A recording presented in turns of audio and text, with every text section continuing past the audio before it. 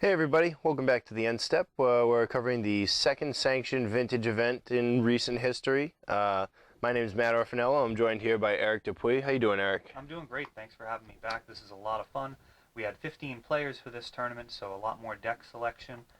We've definitely learned from some of the feedback we've received. We really appreciate everyone who wrote in and contacted us about ways that we can improve this and help grow the vintage community. All right, so right now we have Matt Mongeon versus myself, Matt Orfanello. I'm playing Dredge, and Mr. Mongeon is playing a Bant fish style deck. Do you want to talk a little bit about Mr. Mongeon's deck, Eric? Yeah, I think in this matchup, some of the most important cards are going to be Wasteland and Strip Mine for getting rid of those bizarre Bagdads. He also has some counter spells in the form of Spell Pierce and Force of Will and Flusterstorm. The interesting thing in the dredge builds that are played in Vintage, Spell Pierce and Flusterstorm are basically hard counters. It's really unlikely that they'll get to the point where they can pay to get around the extra 2, 3, or 4 mana. Now, when I look at Matt Mongeon's deck list, I see 4 Goyfs, 4 Hierarch, 4 Delver of Secret, 3 Kazali Primate, 2 Kataki War's Wage, 2 Haven Mind Sensor, and 1 Trigon Predator. When I look at that list, there are 2 creatures that kind of stand out that don't necessarily make sense to me as someone who's not used to Vintage. And I see the Delver of Secrets and the Tarmogoyf. These creatures don't have any other abilities. They don't really do anything besides attack and block. How do you feel about those deck list choices? Well, their most important ability in the current format is the ability to kill Lodestone Golem. A Flip Delver for only 1 mana can save you for some of the most punishing draws that Workshop decks can have, and he has a lot of concessions to the Workshop matchup in his build. The Kosali Pride Mage, not only can it break up Time Vault and Voltaic Key, but it's good versus all the artifacts in the Workshop decks. And then those Katakis and Trigon Predators, I mean, those are definitely made to stop the Workshop menace. Right. Well, hopping into the game, so far it looks like I won the die roll. I'm on the left playing Dredge. I had to mulligan to find a Bazaar. I got rid of a Serum Powder, drew another 7 cards, and then mulliganed to 6 and found my Bazaar. And it looks like Matt kept his 7. So on my turn 1, I played a Bazaar of Baghdad, passed the turn. Matt wastelands my Bazaar, and in response right now, I have just activated Bazaar of Baghdad. I believe you discarded 3, and I think we just dredged for your draw step. That's right where we are here. So you got a Grave Troll back. Now it's interesting. He did have the answer to the Bazaar, but with his type of deck trying to play a fair game, it may have a hard time with zombie production. If you're able to generate some tokens off of Icarid with Bridge from Below, that's basically what his deck is trying to do, is put a lethal army on board. We'll see whose deck can do it better here. Right. It looks like right now, I actually borrowed this deck from a good friend of mine. He actually played in the tournament, my friend Warren, and he has his deck to a level of pimpness that most people don't have, where all of his cards are Japanese, which is very cool looking. But for me, as I've never played Dredge and Vintage before. I'm actually, in the video right now, I'm looking up what Petrified Field does. And what it actually does is it either taps for a colorless mana, or the main function it serves is it taps to sacrifice it, and you can return a land card in your graveyard to your hand. So I get to peel my Bazaar of Baghdad back from the dead. It's a slow engine, but it does give you a lot of resilience versus Wasteland and Strip Mine.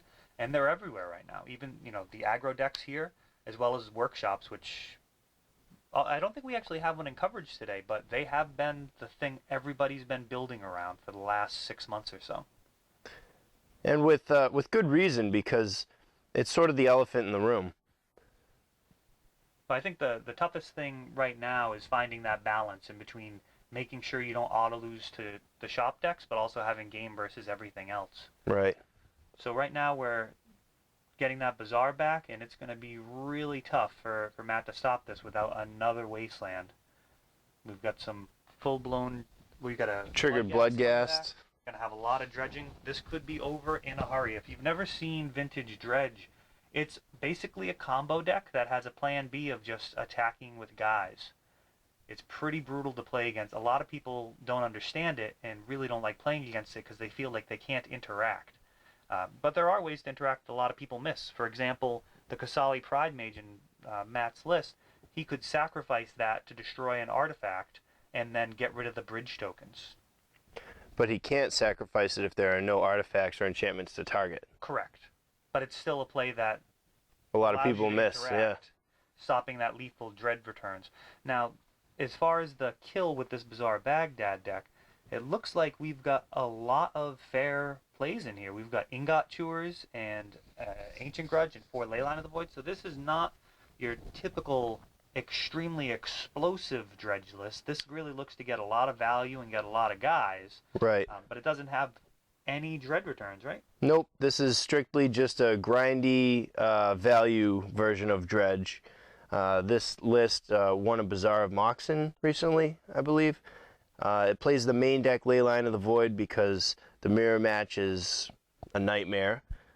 And it has main deck Ignot Chewer, not only for the shops matchup or any artifacts that give you a particular amount of trouble, but the evoke cost payment is really relevant when you're trying to uncounterably create some bridge tokens. So it looks like I just Cabal Therapied naming Force of Will. I only have one bridge from below, so I only got one Slowpoke zombie. Those are nice. Yeah. Are those Japanese? No, unfortunately they were not. I will have to get on him about that. So I sacrificed the Narc Amoeba. Looks like I'll sacrifice another Narc Amoeba. I wonder why I didn't sacrifice the Bloodghast there. Maybe I wasn't planning on making another land drop. Not really sure. But I got rid of his Flusterstorm for another zombie right there.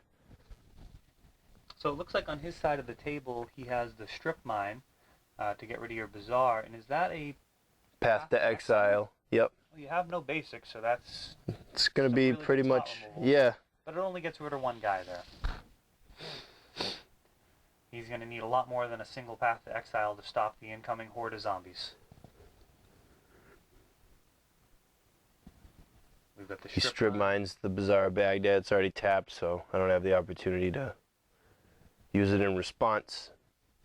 This game is fairly out of hand already, and looking at his deck, I mean, he'd really need to get down some serious blockers and then try and win through the air, because you're going to be able to muddle up the ground with zombies pretty effectively. Right. I mean, Path to Exile's my Bloodghast. I choose not to search. I agree that would have been much better in the graveyard there. Yeah. Now, as far as this Delver of Secret deck goes, I think he's really hoping to face anything other than Dredge. When I look at the creature suite here, it's right. definitely set up to... He's set up to play shops. He's got... a fair amount of fair cards for control matchups and grindy aggro matchups. You know, he's got the Stony Silence main deck to shut off the Time Bolt and the acceleration that he might face, because his deck is actually unpowered. So he was in the running for our unpowered prize. It was actually $40 cash this time, or even more in store credit. And I don't actually know how he ended up finishing in the tournament, but a lot of the decks were actually close to being 3-1. So several unpowered decks were right on the edge of actually making top 4, which would have been an awesome payday. Definitely. So it looks like I dredged for my draw step and got a Narc Amoeba trigger. So I guess I have some decisions to make. I also put 2 Icarids into play, and I'm going to get in there for 10.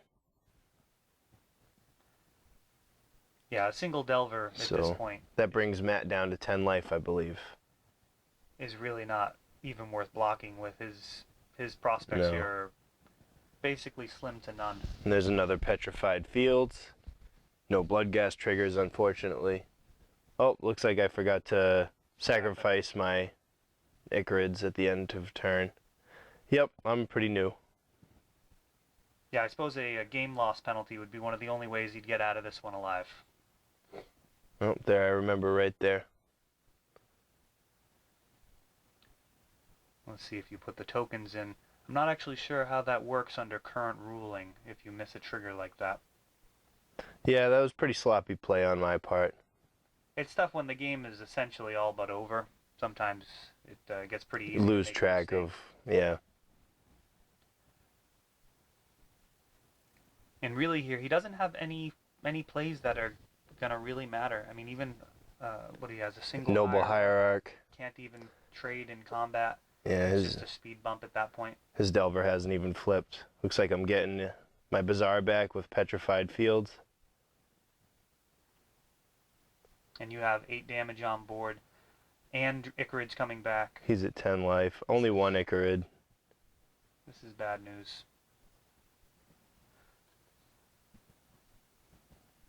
Looks like there's pretty much no way out of the game for Matt here, so let's take a look at the sideboards and start seeing what kind of resistance he'll be able to put up game 2. Looks like he has Tormod's Crypt, Grafdigger's Cage. Those are some pretty powerful weapons against Dredge. Definitely. They both have very low mana costs, so they can come out on turn 1. They both have an extremely powerful effect. Tormod's Crypt is only a one-time effect, but Grafdigger's Cage provides a nice shield for Matt Mongeon. It's going to be really tough for me to fight through that because in my sideboard I have 4 Nature's Claim, 4 Chain of Vapor, 3 Wispmare, and 4 Unmask. I don't know what his sideboard is, so game 2 I'm going to bring in some combination of artifact removal and enchantment removal, and some of that's going to end up being dead. Yeah, it looks like the Leyline of the Voids are going to be very easy to cut. Dark Glass could stay or could go. Usually people want to have that for Yixlid Jailer. Right. You don't usually want to dirtle around just killing their guys, even if they're, a Noble Hierarch or a Delver. It doesn't necessarily further your game, and you pretty much want to be using your mana to do more powerful effects. But I mean, if you don't have anything else to do with your mana, it could be okay, as long as you're not getting rid of your own Bridge from Belows. That would be a disaster. Right. Ingot Chewer is going to be about as high quality as you can get in this matchup. You've got the ability to kill Tormod's or Grafdigger's Cage, and his trigger is going to happen off of Bridge from Below, even if there is a Grafdigger's Cage in play. So you could just run him out there just to generate tokens. And Cage definitely is a hurdle that Dredge needs to jump over, but it doesn't necessarily just stop my win altogether.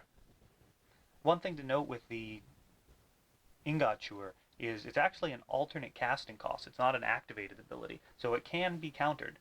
I don't know if he's going to need to counter it in this matchup, but Spell Pierce and Flusterstorm are not going to be able to counter it, so it'll just be Force of Will that would be able to keep that from entering the battlefield, doing its job, and then going to the graveyard and generate some more zombies. I am interested to see how many Slowpoke tokens we're going to get here. Looks like 6 so far. I think I swung Matt down to 2, and then he fetched himself down to 1, I think. Not finding anything off of that Preordain. Going to game 2.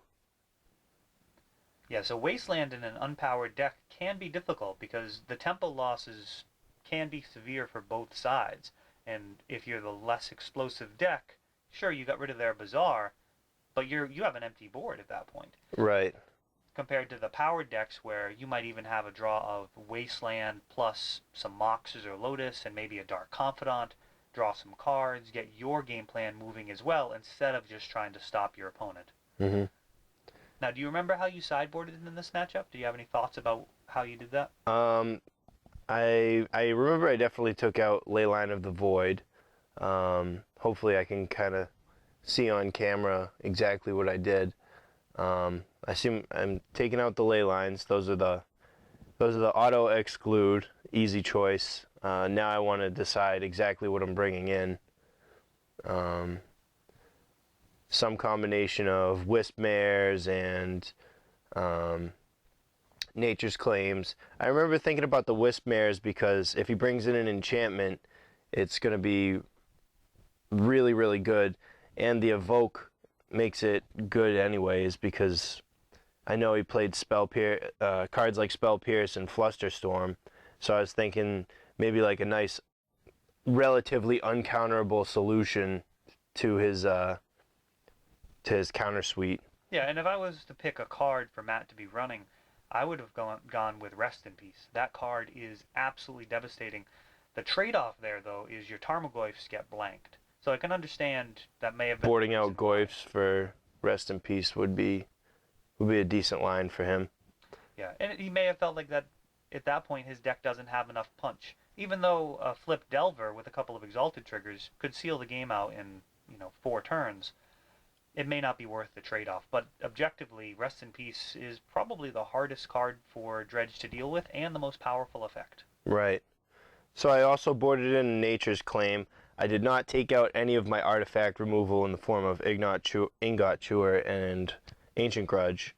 So I felt like I had a decent number of artifact removal in the main. I wanted to bring in a little bit of enchantment. I brought in 3 Wismares and 1 Nature's Claim as sort of a catch-all. Although I suppose if I really wanted a catch-all, I should have brought in Chain of Vapor. Chain of Vapor does a lot of work. Now, an interesting thing in this matchup is the Goyf very often is going to be a 6/7 because the Dredge deck is pretty much always going to have enchantments, creatures, lands, sorceries, artifacts. You're going to dredge a Serum Powder. Yeah. I mean, they're pretty much always a 6/7 if the game's reached any kind of state. And obviously, a Tormod's Crypt is going to reset that to a large degree, but they can do some serious damage very fast. Right. I'm not sure how much he's been able to test this matchup. I would be interested to talk with him about the trade-off there in between the quick clock of Tarmogoyf versus the just raw power of the Hoser Rest in Peace. Yeah. Might be something to consider. Grafdigger's Cage does pull a lot of weight in probably his worst matchup too, which would most likely be Oath. That would be a really tough matchup, trying to win with creatures right. versus an Oath deck. Yeah, Cage kind of shuts that strategy off. Absolutely, and you only have so many Kasali Pride Mages to be able to stop. Oh, we've got cards flopping around. Fixed masterfully, and we are up to 7 over there. He's going to need 6 or 7 good ones. Mulling low against Dredge can be very, very difficult. Right. Especially because you have so many answers to his hate. It's very unusual that you drop a single piece of hate versus Dredge, and you just beat them off of that. More often than not, you're going to need 2 pieces of hate. And a threat. Yeah, and a threat, absolutely. Or you're going to need a really, really good piece and some solid counter backup. Right. Looks like I'm mulliganing to 6. I don't remember how deep I mulligan, but I remember one of these games I mulligan pretty deep. I think this might be the one. Well, Dredge really only needs the 1 card. If you can open up on a Bazaar of Baghdad, your win percentage is way, way higher than any game that you're not opening with it, especially in these type of builds. I mean, there's no secondary draw engine. Sometimes vintage decks will feature cards like Breakthrough, Cephalid Coliseum, some of the other blue card drawing, and be able to win even without the Bazaar of Baghdad. Those decks have largely fallen off now that Mental Misstep is everywhere. It's really tough to justify going all in on a 1 casting cost spell. When I say all in, I mean a lot of the time you're literally sacrificing your whole hand to effect like Lion's Eye Diamond and trying to draw off your Breakthrough, and if that gets countered, I mean, you have no hand, no play, and you're just hoping to, I guess, slow Dredge at that point. Not a lot of options. Not where you want to be as the Dredge player. Right. One thing I would like to mention is during the course of this tournament, I did win every single game 1. That's what the deck's designed to do. It really does punish people for not being able to interact. In my current build, I'm running... my current build of Control, I'm running Lightning Bolt over Swords to Plowshares, partially because I can bolt my own creatures and get rid of Bridge from Below. Right. It's that good. You really don't want to auto-lose every game 1 versus Dredge if you can help it. And of course, everyone can hope to get lucky against it, assemble a quick Voltaic Key and Time Vault, or a quick Tinker against a slow hand. But yeah, versus most decks in the format, it has a really high win percentage game 1, as long as you can find that Bazaar. So I'm in the middle of a deep mulligan here, going down to 5 cards. We'll see how it goes. If I'm correct, I think I kept a 3, so we'll see. See how accurate my memory is. Got a little bit more of this coming up. Well, I suppose while we are waiting for this Bazaar Baghdad to show up in your hand, you can talk about the next tournament, August 12th. It's 2011 if you guys are watching this in the future. He's going to be our next sanctioned event, and hopefully we will do even better than this time. We had 15 players, which was fantastic, along with 5 people vying for the unpowered prize. It was really great to see the community come out, especially on a Monday night. I know it's not the easiest for everybody. Right. At 15 players, that was a reasonably large turnout for a sanctioned vintage event. Almost everyone except 4 players showed up with powered decks, or in my case, Bazaar Baghdad, which is power if you think about it. And that's a lot of people have been saying lately that vintage is a dead format, and to those people, I would ask them to watch these videos and tell me how dead this really is, because we're playing some pretty exciting games of Magic. I know game 1 kind of looked like me just goldfishing, which is what Dredge does, but games 2 and 3, you're really going to see the finer points of interaction during these types of games. That's really where you get to see how good a Dredge player is. Games 2 and 3, you have to play around hate from literally any deck you're going to play against. Looking through these deck lists, a lot of these players choose to dedicate over half of their sideboard to the Dredge matchup. It can be that much of a menace to lose to. And people just generally don't like to lose to it.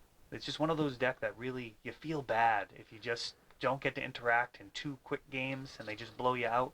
Especially when you know that you could have done something if you just used some of your sideboard to fight it. Right. Now we're down to 3 here. Down to 3. Oh, going to 2. All right. A little desperate. Little grim here for Dredge. That is the nice thing about auto-winning game 1 versus a good portion of the field is, as long as you win game 1, you just hope to win one of the next 2. Now let's see what else he has here that could be good against you. We have the 3 crypts and the 4 cages. What do you think he probably boarded out? Well, he has to board out Stony Silence because he's going to want to activate his Tormod's Crypt. And right. It's completely dead against you. You don't have any artifacts in your build. Seems like Kataki War's Wage and Aven Mind Sensor don't really do anything. Yeah, Aven Mind Sensor might stay in because just a body. Triggers. He's got Exalted triggers, and the way that he's going to win games is going to be to, well, let's see here. He opened up with a Tormods and a Preordained. He can look for a Grafdigger's Cage. I kept a 2. I kept 2 cards. I don't remember if I found the Bazaar or if I just didn't want to go to 1. Did you Serum Powder too? Oh, I did Serum Powder it. Oh, I Serum Powdered it too. Oh, it looks like I did find a Bazaar. And you just drew your Serum Powder. It's all good here. You found your Bazaar. That's all you really need. From here, you're going to need to find some Dredgers. And you're going to be able to... Oh, things you Grafdigger's Cage and Tormod's Crypt. 2 pieces of hate. This would be amazing. If you win this game after mulling to 2, that will be very, very impressive. So at this point, Bazaar is going to be able to let you filter through and try and find answers. You're going to have to answer the Grafdigger's Cage. And I also have to try and force him to crack the Tormod's Crypt prematurely if I can. Yeah, usually if you can force them to sacrifice it, to stop some bridge tokens from entering the battlefield, and then really start aggressively using Bazaar Baghdad to dredge. But it's a tall order with only 2 or 3 cards left in your hand there. It's going to be really hard because you're going to go down a card every time you activate Bazaar. Right. That only allows me 1 or 2 activations over the next couple of turns before I am just discarding everything and I'm not able to use any of the answers I draw. Another card that's actually really good here, if you can get rid of the Grafdigger's Cage, that Singleton Ancient Grudge could be the card to force him to crack that Tormod's Crypt. If you can discard selectively off of your Bazaar, that would be really good. Unfortunately, There's only 1 copy of it, which I can understand given that Grafdigger's Cage is everywhere and you're not able to flashback as long as the cage is in play. Mm-hmm. So we have a Noble Hierarch, which is a little bit of a clock. It looks like he doesn't have any mana issues this game, has all his colors. He's going to be able to start putting a little bit of pressure. We've got a fetch land, so he has plenty of mana, and another Hierarch. He has 2 damage on board, and it comes across. So I go down to 18. Dredge That being really isn't first able blood. to do very much in the way of blocking until it gets those zombies online. Looks like he's activating his Tormod's Crypt. I think that's jumping the gun a little bit. There's not a ton of good reasons to do that. I wonder why. I think he's just trying to play very conservatively here. It looks like he was trying to stop you from dredging. Right. Now, one thing players don't necessarily know is if you have a Tormod's Crypt out, you can let them dredge in their Narcomoebas and then respond by Tormod's Crypting. They don't just automatically enter the battlefield. Right. But with the Grafdigger's Cage's insurance, it's difficult to see how that line could be optimal. Looks like I just took 2 and went down to 16, and my opponent casts a Kentucky War's Wage. Well, that's an interesting card to still be in the deck post board. Right. He definitely needed to bring in at least the 7 cards of the 3 Tormod's Crypt and the 4 Grafdigger's Cages. I would think that Kataki would be one of those cards that would get the boot. So it looks like I waited to activate Bazaar because I wanted to have more cards in my hand to increase my amount of selection. Ultimately, you're going to need to find... Discarded a Wispmare. Wispmare. Now, Wispmare is an interesting card here. I'd be interested to see what else is in your hand. It could be worth it to just get a bridge in there and evoke some guys just to try and clog up the board. I think I'm hanging on to a Nature's Claim. Oh, it looks like he forgot to pay for Kentucky War's Wage. Forgot to pay for his own Grafdigger's Cage. Yeah, so let's see how this resolves. Oh, it's just going to the graveyard. Yep. So we have a lot of Exalted triggers here coming across for 5. Bringing me down to 11. But the door is open. Yep. Yeah, Kataki's a weird choice. I'd be surprised to hear a good justification for that. I mean, it is coming across for 5, but it did just kill his own Grafdigger's Cage. Even if he had paid the 1, it would still be taxing his mana every turn. And all of his graveyard hate is artifacts. Right. Looks like I discarded the Nature's Claim. I was sandbagging because I will no longer be needing it. So at this point, you're really looking to just follow your normal plan A. He doesn't have any other cards left that really interact with you. It's just a matter of this clock of 5 damage a turn. It looks like I triggered an Icarid and responded by activating Bazaar during my upkeep. See if you find a black creature that you want to exile. You've got a Petrified Field, a Bloodghast. And an Ingot. I keep saying it wrong. It's in Japanese. Yeah, exactly. So it looks like I'm deciding not to resolve the Icarid trigger. I guess I wanted to keep that Bloodghast. Maybe I had a land in hand. Yep. Undiscovered Paradise at that, so. Yeah, not Did I being have able to block is relevant. 2 Bloodghasts? Yeah, you got 2 Bloodghasts off of that. Excellent. You're going to be able to recur them using Undiscovered Paradise, but unfortunately they don't block. They do not block. That is one of the interesting things about having cards in Japanese is occasionally your opponent will not realize that they can't block and they might not swing into you. Right. But in this scenario, it looks like he'd go up to 4 toughness. Yeah, that's conceivable that he could make that error. But if you're ever unsure of what a card does, always call the judge. So it looks like he's getting in for 5. I go down to 6 life. No fear from the Bloodghast there. End step, I make mana so that I can return that. Hoping to get more landfall triggers, I suppose. Upkeep with the Icarid trigger on the stack. Still no dredgers. No. I had the opportunity this window. Oh, okay. So I had a Bloodghast in hand. I had a window of opportunity during this game, but I was never able to... Looks like I exiled an Icarid to return an Icarid.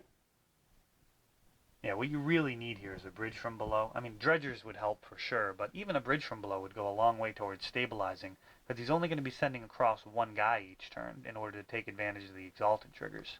Right. Are we hard casting a stinkweed imp? Looks like I'm swinging for 4, 5, 6, 7. Ah, yes. And then second main. Thought I was looking at mana for a second there. And going to my end step, the end step. Yeah, not a whole lot of action. His end step, he plays, yeah. Mind Sensor, which Even you can come Mind across Sensor. for 5 in the air. Yep. Can't do anything about that. Untap. What's he got? 6 damage? Probably not, but... Well, he has the 5 damage in the air from the 3 Exalted triggers. Yep, so that brings me down to 1 life. I have a turn. Unfortunately, I'm not playing the combo build, so I don't really have a chance to just untap and win. And I don't have any flyers in the deck, besides Well, you've got Narcomoeba. well. That would be an option, but with the lack of dredgers, I mean, it's just not going to go anywhere. Right. What you really need to draw there is like a Golgari Grave Troll and a Bazaar of Baghdad. Looks like I discarded Cabal Therapy, Ingot Chewer, and a Bridge from below. Draw for the turn. And I'm not sure I found what I needed. Attacking for 6, and he's just blocking. So it looks like you're going to lose just 1 guy. He's going to lose 3. I end up getting a 2/2 before the bridge is exiled because I control the triggers, so I decide to I allow mine to resolve first. Is that how it works? Yeah, you have 2 different triggers there, so you get to stack them however you want. You stack them in the order so they will resolve as getting the token and then exiling the bridge. Right. Pretty much always able to do that. Not a lot of first strike. I don't even think first strike would impact that really. Yeah, your guys don't have first strike, so there's no chance of you killing their guy before you get to kill your guy. Yeah. We've got a Slowpoke. I mean, he made an appearance this game. Yeah, he showed up, but probably a little too late. Passing the turn, certain death on the table. Chain of Vapor actually would have been relevant here. Yeah. Would have bought you a turn potentially. That might have been all I needed. Oh, he shows the Force of Will, and I believe he had plenty of mana to cast it there, so Chain of Vapor could have got countered. It could have. So, going on to game 3. I believe I take out the Wispmares here and swap them in for Nature's Claims, I want to say. Not 100% sure, but I'm pretty sure that's what I did. Yeah, on the other side of the table, it's got to be pretty straightforward. Again, maybe he could recognize that Kataki isn't where he wants to be in this matchup. Right. Doesn't look like he's making any adjustments to his plan. Am I making any adjustments to my plan? I should have.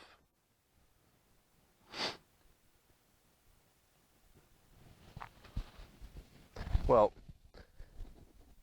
yeah, I think boarding in the Nature's Claims would clearly be better than the Wispmare, even though the Wispmare does have merit because you don't necessarily have to have an enchantment to target with Wispmare in order to cast it. Mucking up the board with a bunch of zombies is what this deck is designed to do, and that Right. card does exactly that, even if there is no enchantment. Maybe that's sort of what I was thinking of at that point, as I knew his counterspells.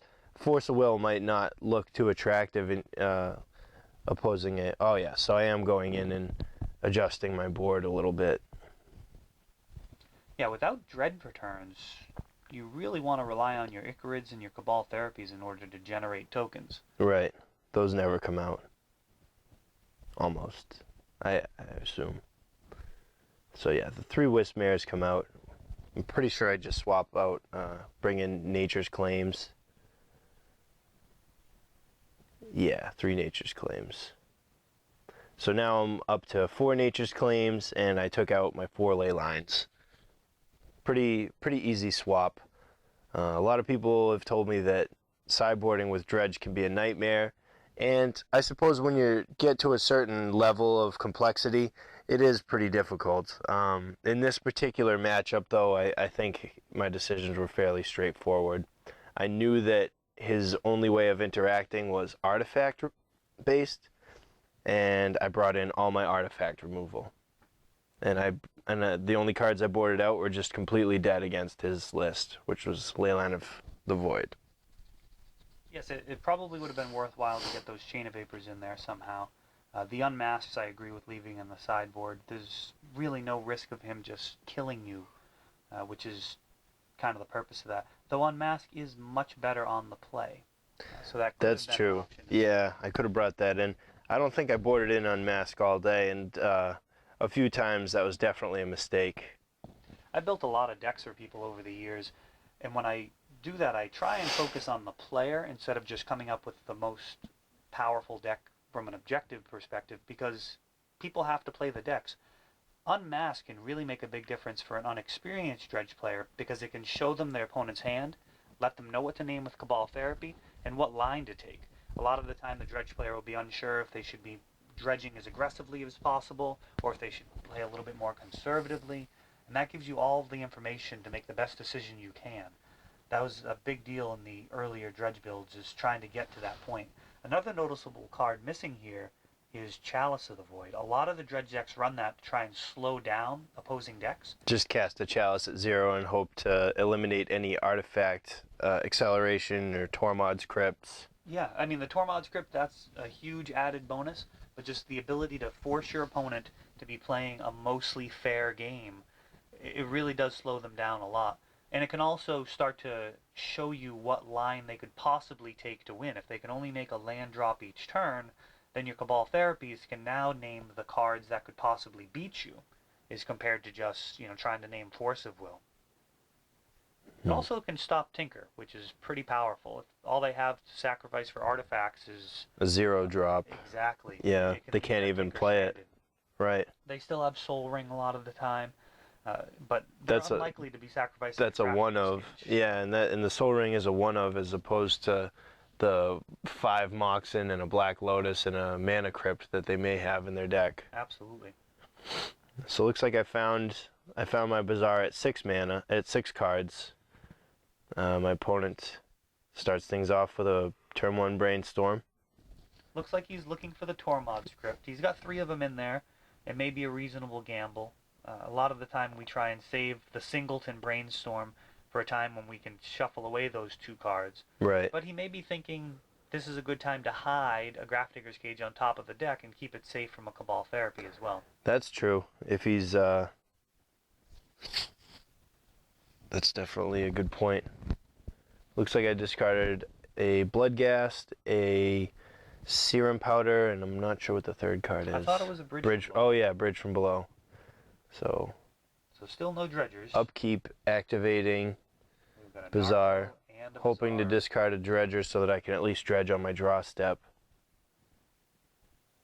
With 2 Bazaars, this could get ugly very, very fast. Well, 1 is enough to mulligan 2, so 2 is just like insane.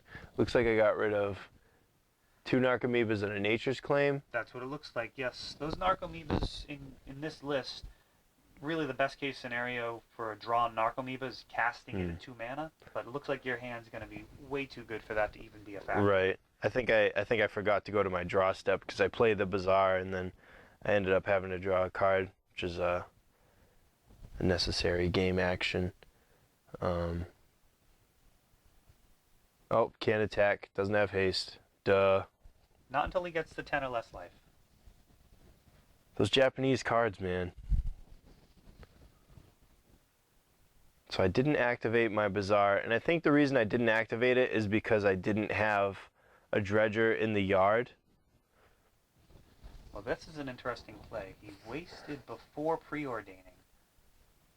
I don't agree with that play. He can always waste after, and if he sees the Grafdigger's Cage, then he could use the Wasteland to cast it if he decides that's the right play. Right. End step, I activate the Bazaar. Looks like I found a Stinkweed Imp and discarding a Grave Troll, Stinkweed Imp, and a Nature's Claim. So this is going to get ugly very fast. We're going to see a minimum of 17 cards dredged in between your Bazaar activation and your draw step here. And for this deck, dredging cards is basically the same thing as drawing cards. We got the Ancient Grudge in the graveyard now. That's going to make it very difficult. Cabal Therapy, that can start generating tokens once I get a bridge from below. Now, do you know what the proper way to pile out a graveyard is for this? Are you supposed to snake it, or is there a tried and true way that's tournament legal necessarily? Well, you should always ask the judge in the tournament that you're in if you have any concerns. I believe the way you're supposed to do it is have one continuous graveyard. So if you see where your serum powder is closest to the bottom of the screen, you'd want to snake that back. Right. Looks like I was doing that game one, and then I was having some difficulty maintaining a neat graveyard and definitive order. So I started doing it left to right, which I'm not sure if that's the proper way to do it or not. Again, this is just showcasing my lack of experience with the deck. Well, it can create some confusing game states. I've played against some shady dredge players in the past where they would have basically multiple graveyards, and I mean, you have to call a judge and get it resolved. You can't just have different graveyards sitting around and was this one exiled, was this one not. So it can be abused, and that's, I think, why the rule is in place. One continuous graveyard, and then you can also see the order that cards went into the graveyard, Right. and that can help with settling disputes about life totals, or making sure the game state is correct, because you can see the flow of the game in the history that the graveyard creates. Also, some people may play Nether Spirit, or is it Nether Shadow, the one that relies on graveyard order. Nether Shadow, yes, he is. He has been played before. Maybe not so much in Vintage, but certainly in Legacy. Sight, there was a dredge deck. That's before Narcomoeba, before Bridge from Below, and he was a staple of that deck. That also ran Ashen Ghoul as well. It was a lot of fun. It actually still made zombies because it ran Zombie Infestation. Yeah, discard 2 cards to make a 2/2 zombie. Yeah, so you discard a bunch of dredgers, and then you'd play a card drawing card like Brainstorm, which wasn't restricted at the time, or Breakthrough, and you'd make a lot of zombies. So it looks like he wasted my Bazaar TheEndStep. I'm returning the Undiscovered Paradise because I know I have Bloodghasts in the yard. Upkeep, resolving an Icarid, and then draw step. I think I'm going to dredge 6. Serum Powder, Ingot Chewer, Double Therapy, City of Brass, and Petrified Fields. Yeah, so the double therapy can really put him away here. You're going to be able to sacrifice, get a bunch of tokens, make sure he doesn't have anything in his hand that's relevant, and he doesn't have any kind of board sweeper. So without a card like Pyroclasm, Rough Tumble, Ratchet Bomb, Powder Keg, something that will get rid of all of those zombie tokens, even an Echoing Truth, without a card like that accessible, it's going to be tough. That's one of the reasons I'm so big on Engineered Explosives right now. Looks like I was just able to get in for 8 damage. I think that brings him down to 12. And then I use my Icarid to cast a Cabal Therapy. I'm pretty sure I named Echoing Truth, or maybe I named Grafdigger's Cage. Nope, I named Stony Silence. For real? That just seems awkward. Is that what I... Could that be a Path to Exile? Oh, maybe it was a Path to Exile. And then a Kazali Pride Mage because I didn't want him potentially being able to sacrifice it, even though there were no targets at the time. And now I have a pretty healthy looking army. I've got 3 zombie tokens, 2 Bloodghasts, and a Narcomoeba. He's at 8 life. He's got 2 blockers. They're speed bumps at this point. Right. TheEndStep, returning that Undiscovered Paradise again, in case I dredge into another Bloodghast. He is below 10 life, so they could become relevant. Oh, I have no dredgers. Oh, there's that Bloodghast. Just drew it. Maybe I should have dredged instead of brought back Icarid. I suppose that grid's more damage. I think the game's pretty much over here. You know his hand. You've got massive amount of damage on board. Right. 2, 4, 6, 8, 10, 12, 14 damage coming in. And the most he can block of it is 5. Yep. Gets rid of bridges, but gets you a zombie token in the process. Right. Yeah, it's just too much to come back from. Unless you have a card like Engineered Explosives in the deck.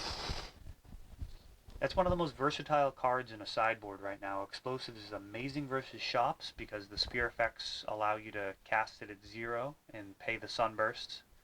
So you can actually effectively get 2 counters on it for only 2 mana. Versus Dredge, it gets rid of their zombie tokens. It does a lot of work. Mm-hmm. So I think this is it right here. We'll probably get the concession. He's at about 1 life, I think. Yeah. Yeah, Hierarchs are not fantastic blockers. Certainly not versus a whole army of zombies. Right. So that was round 1. And just something I'd like to note, the unpowered list did win a game versus Dredge. Just having 2 pieces of hate and a threat on the table can really get you there. Kind of showcases how the strategy for Dredge is not necessarily a glass cannon per se, because it does have a good bit of resiliency, but with the right sideboard and the right lines of play, you can beat it even with an unpowered deck. All right, and that was round 1. We'll be back for round 2.